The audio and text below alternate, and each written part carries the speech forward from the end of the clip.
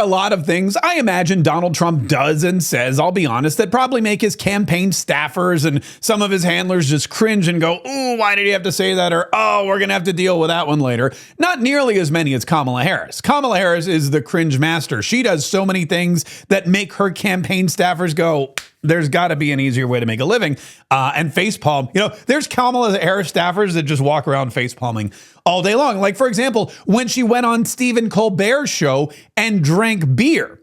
She had a cold beer with Colbert in the midst of a hurricane, a deadly Category 5 hurricane bearing down on the state of Florida. Millions and millions of Floridians fleeing for their lives. And Kamala Harris goes on and she just starts, she's like, I'm going to crack open a cold one and throw back some Miller High Lifes, the champagne of beers with my good buddy Stephen, while half the country is panicked at what's to come with this Hurricane Milton. Meanwhile, the other half of the country, or another large portion of the country in North Carolina, is still reeling from the devastating effects. Their homes are washed away. Their cars are underwater. Their businesses are gone. They have no idea where they're going to get their next meal. While Americans are sinking, Kamala is drinking. And that's got to make her staff really just rethink their life choices. But Donald Trump, I'll admit it, he does and says things too that are harmless and fun. But at the same time, I know somebody's gonna have to clean up later on. And one of them happened the other day at Mar-a-Lago, which made me chuckle. Donald Trump was looking for his supporters who are gay. They're called Gays for Trump. And he said this. Thank you very much. Where's gays for Trump? You don't look good. Yeah, Donald Trump goes, where are my gays for Trump? Over there? You don't look gay. And you know, of course, a lot of people are going to have a field day. Oh, what does gay look like, Donald Trump? What does gay look like? I'll tell you what gay looks like. In fact, let me just show you. Let's go. I can neither confirm nor deny. I'm just saying. You don't look good. You don't look good. Again, and I don't know who Donald Trump was pointing at. I don't know who Donald Trump was talking about. I do know who he wasn't talking about. Let's go. Oh, that entertains me so much. Where's gays for Trump? I mean, I don't know. Somebody throw that guy a sardine already. Throw him a sardine. He's obviously hungry. So that was one of those moments that I just wanted to share with you because it just makes me laugh from the inside of my soul to the out. You know what doesn't make me laugh? You know what doesn't make me laugh? The fact that Kamala Harris has had the border open for the last 3.5 years. And in the last 3.5 years, she has let in hundreds, probably thousands of terrorists from countries like Afghanistan, members of terrorist organizations like ISIS, who have spent the last couple of years here in the United States at the invitation of Kamala Harris and Joe Biden to set up shop and plan events of massive terror and casualty on the United States of America and her citizens. For example, there was an Afghan citizen, a member of ISIS-K living in Oklahoma City, Oklahoma, who was just picked up by the FBI for planning a terrorist attack on Election Day. I first want to hit this issue of the Afghan special immigrant visas that were being handed out like candy after the botched withdrawal from Afghanistan, which Kamala supported.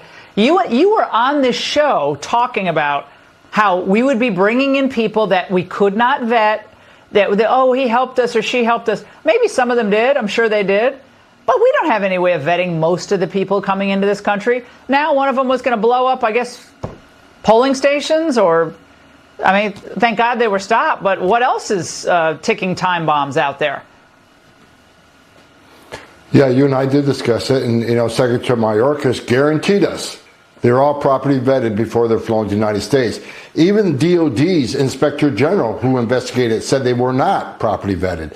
So luckily we got this one, but what should scare the American people is because of what this administration has done, the Harris administration, how many more just like him are plotting an attack right now. Luckily, this guy was caught on some chatter, but we both know the intelligence community isn't perfect.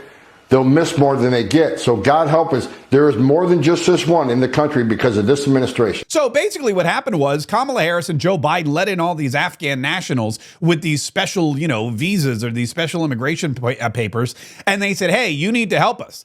And these guys are like, yeah, we'll help you. What do you need? And they're like, tell us information about, terrorists. They're like, yeah, we'll do that. Meanwhile, these guys are terrorists. And they're coming into our country to terrorize us and to kill us and to blow things up and to destroy Americans and do it on Election Day or other days that are symbolic to our country. And this is something that is not isolated to this one event. It's not like, oh, we got them. There's thousands of others. These people have been coming over forever. Donald Trump has been talking about it for years. We've known that as soon as you opened up the border, it wasn't just these great Latin American families who were fleeing poverty and persecution. And it wasn't just political refugees with their orphaned babies that were coming over. It wasn't all fairy tale endings. It wasn't all people in need. It was people that wanted to come here and destroy us, not just from Mexico, not just from El Salvador, not just from Venezuela, but from China, the Middle East, from Iran, from Afghanistan, from Pakistan, from all over the place. Pretty much like 192 countries in the world? We're one of them. There are like 170 countries represented at the southern border. If you stopped any of those people coming by, you could ask them and you'd hear Venezuela, El Salvador, Panama, and you'd hear Mexico, but you'd hear a lot like Iran, Afghanistan. I mean, they're all over the place.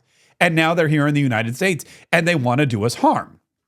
And Brett Baer was, I heard Brett Baer say that. Listen to what Brett Baer said. The FBI says it has foiled a terror plot set to take place inside the U.S. on Election Day. A criminal complaint just unsealed within the last 30 minutes says 27-year-old Nasser Tahedi conspired with ISIS and obtained firearms and ammunition to conduct that attack in the name of the terrorist organization, ISIS. The Justice Department says he took steps to move his family overseas and acquire machine guns and ammunition. FBI Director Chris Wray says tonight, quote, this defendant, motivated by ISIS, allegedly conspired to commit a violent attack on Election Day here in our homeland. Terrorism is still the FBI's #1 priority, and we will use every resource to protect the American people. Wouldn't it be great, though, if they could figure out why these people are getting so close to assassinating Donald Trump? That'd be fantastic. But look, remember, terrorists are like cockroaches. Terrorists are like cockroaches. If you see one walking across the floor of your house, there are 1,000 in the walls.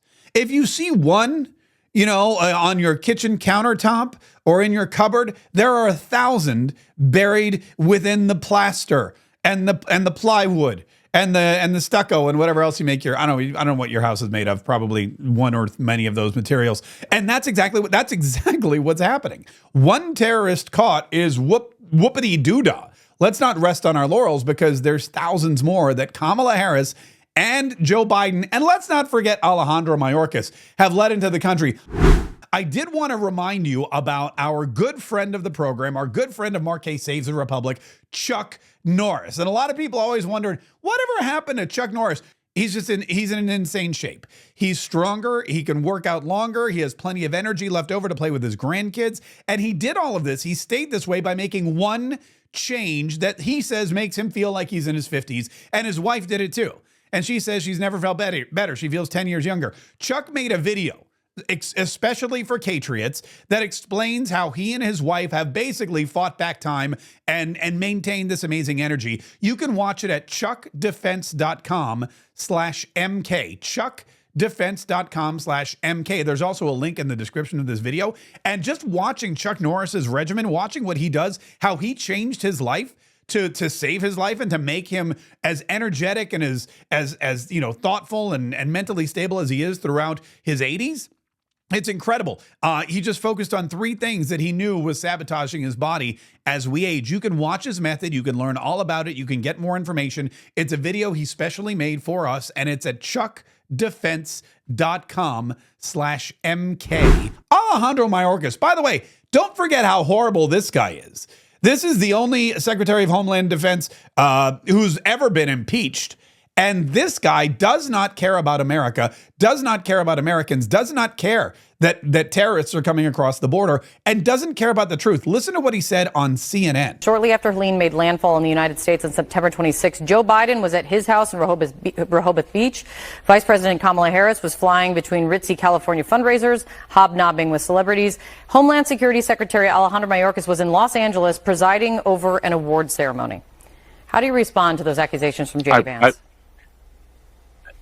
Kate, we don't listen to or pay attention to such unproductive and, quite frankly, counterproductive words. Unproductive and counterproductive words? She asked him, she goes, look, J.D. Vance said that when Hurricane Helene hit and there was damage and devastation and flooding and death in North Carolina, when these people were cut off from the world, when they needed emergency services, Kamala Harris was in L.A. at a fundraiser. Joe Biden was kicking it on the beach, and you yourself were presiding over an awards ceremony. How do you respond to these accusations? He goes, we don't respond to unproductive words. Dude, it's not the words that are unproductive, it's the deeds. Sitting on a beach, fundraising for your presidential campaign, or hosting an awards ceremony are not productive behaviors for members of the executive branch. These are not productive behaviors for the president, the vice president, or the secretary of the Department of Homeland Security. These are unproductive acts, not unproductive words. Why don't you respond to why on earth is Alejandro Mayorkas, a cabinet member, presiding over an awards ceremony? What award was he? Was it the Razzies? Was it the Dundies? Was he getting a Dundie award from Michael Scott for bushiest beaver? sorry, busiest beaver. This says bushiest beaver. Just whatever. Just take it. I mean, baldest head, dumbest secretary, biggest weird, only cabinet secretary to be impeached in the last 40 years. I mean, what was he doing? If you're hosting an award ceremony and the best person you can get to preside over it is Alejandro Mayorkas, you need to get into it. You need to stop you need to re-examine your entire existence.